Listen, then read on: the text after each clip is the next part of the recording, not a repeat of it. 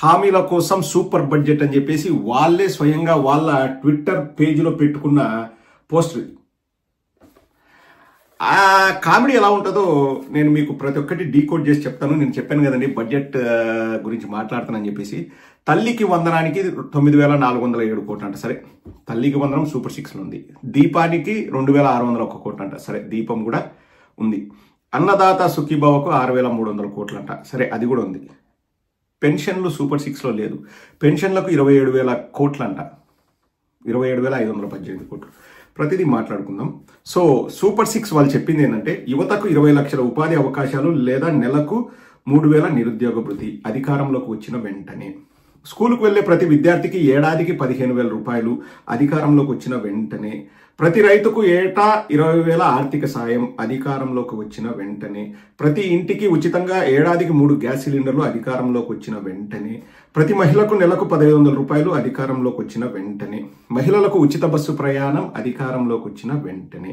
So వాళ్ళు ఇప్పుడు ఏదో కేటాయించినామని చెప్పేది కూడా 3టికి. 6ట్లో 3 ఎగిరిపోయి 3టికి కేటాయిస్తా ఉన్నారు. ఆ కేటాయింపులు ఎలా ఉన్నాయో కూడా చూద్దాం. చివరి వరకు దయచేసి చూడండి. చంద్రబాబు నిజస్వరూపం బయటపడే వీడియో చివరిలో ఉంటుంది. చివరి వరకు చూడండి.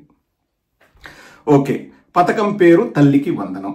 మొత్తం మన లెక్కల ప్రకారం 87 లక్షల మంది విద్యార్థులు విద్యార్థినులు 1వ తరగతి నుంచి 12వ తరగతి వరకు చదివే వాళ్ళు ఆంధ్రప్రదేశ్లో ఉన్నారు. సో అయ్యే ఖర్చు ఎంత అంటే ప్రతి ఒక్క పిల్లాడికి ప్రతి ఒక్క పిల్లకి డబ్బు ఇవ్వాలంటే 12,450 కోట్లు. సో కేటాయింపు ఎంత? 8,778 కోట్లు. అంటే నెక్స్ట్ సంవత్సరానికి అంటే 24 నుంచి 25 వరకు కేటాయింపు 0. సో ఈ సంవత్సరానికే కోత 3,672 కోట్లు. అంటే దాదాపు 25% ఆఫ్ చిల్డ్రన్కి ఉండదు. 25% పిల్లలకి అసలు అమ్మకు వందనం ఉండదు. పోయిన సంవత్సరం 12,400, ఈ సంవత్సరం 3,672 కోట్లు వేసుకుంటే ఎంత ఎగరగొట్టారు ఈ ప్రభుత్వం అంటే 16,122 కోట్లు. మళ్ళీ ఇంకోటి చెప్తానండి, 8,000 కోట్లు కేటాయించారు కదా, 3,22,000 కోట్ల బడ్జెట్ ప్రవేశపెట్టారు. ఇంకా లెక్కలకు వెళ్తే బూతులే బయటపడతాయి, అది వేరే విషయము. సో ఈ 8,778 కోట్లు ఖచ్చితంగా మేలో చేస్తారు అన్న గ్యారంటీ ఉందా? మనం వెయిట్ చేసి చూద్దాం. గ్యారంటీ ఉందా? సెకండ్ సూపర్ 6 పేరు అన్నదాత సుఖీభవ. రైతులకు వాళ్ళు చెప్పిన దాని ప్రకారం 20,000 ఇవ్వాలంటే అయ్యే ఖర్చు 10,440 కోట్లు. సో కేటాయింపులు చేసింది మాత్రం 6,300 కోట్లు, కోత 4,140 కోట్లు. సో ఓవరాల్ గా లాస్ట్ సంవత్సరానికి ఈ సంవత్సరానికి ఎగరగొట్టింది ఎంత అంటే 14,580 కోట్లు. ఇంకా మూడవది ఆడబిడ్డ నిధి. ఇది ఇంకా హైలైట్, అన్నిటికంటే హైలైట్ పథకం ఇది. సంవత్సరానికి కావాల్సిన డబ్బు ఎంతంటే అందరికీ 1,500 ఇవ్వాలా. 18 ఏళ్ళు దాటిన మహిళలకు 1,500 ఇవ్వాలంటే అయ్యే ఖర్చు 32,400 కోట్లు. కేటాయింపు గుండు 0, కోత 100% కోత. సో 2 ఏళ్లకు ఇప్పటికి 5 ఏళ్లలో అధికారంలోకి వచ్చిన వెంటనే ఇస్తున్నారు కదా. ఆల్రెడీ 2 ఏళ్ళు ఏం లేదు, దాని ఊసే లేదు. సో 64,800 కోట్లు ఇస్తా అన్న డబ్బులు ఎగరగొట్టాడు చంద్రబాబు నాయుడు ఆన్ రికార్డ్. నిరుద్యోగ భృతి అయ్యే ఖర్చు ఇప్పుడున్న నిరుద్యోగులకు ఇవ్వాలంటే రమారమి 36,000 కోట్లు అవుతుంది సంవత్సరానికి. సో ఇప్పుడు కేటాయించింది గుండు 0. ఎంత కోత అంటే 100%. 2 ఏళ్ళ గలుపుకుంటే నిరుద్యోగ భృతి ఇస్తా అని చెప్పి అధికారంలోకి వచ్చిన వెంటనే అని చెప్పి ఎగరగొట్టింది ఎంత అంటే 72,000 కోట్లు. 5వ సూపర్ 6 పథకం పేరు దీపం పథకం. అయ్యే ఖర్చు 4,115 కోట్లు. కేటాయింపు 2,601 కోట్లు. కోత ఎంత అయ్యా అంటే 1,514 కోట్లు. ఓవరాల్ గా ఎగ్గొట్టింది ఎంతంటే 4,734 కోట్లు.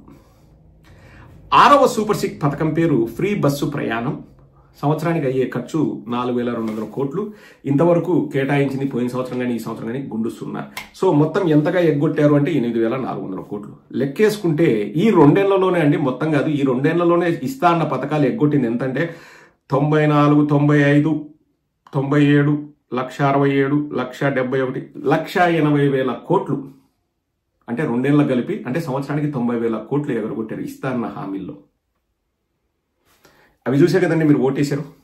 అధికారంలోకి వచ్చిన వెంటనే మళ్ళీ ప్లే చేయాలి ఆ వీడియో. 2 కొసమెరుపులు ఉన్నాయి.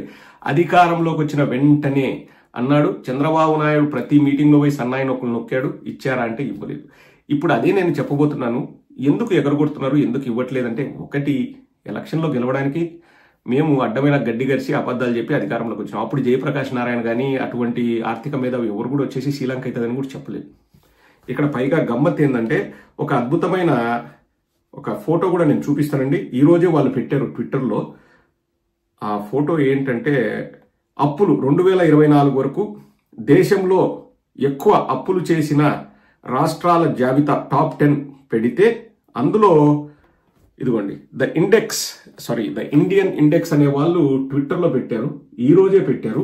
ఎవరికైనా ట్విట్టర్ ఉంటే వెళ్ళి చూడొచ్చు. ద ఇండియన్ ఇండెక్స్ 27 ఫిబ్రవరి పెట్టారు, 2 రోజుల క్రితము. 2,01,000 మంది చూశారు ఇప్పటికీ. మీరు కూడా ట్విట్టర్లో ఉంటే వెళ్ళి చూడండి. Top 10 states with highest debt burdens 2024. ఏ రాష్ట్రాలకు ఎక్కువ అప్పు ఉంది అని వాళ్ళే క్లియర్గా రాశారు.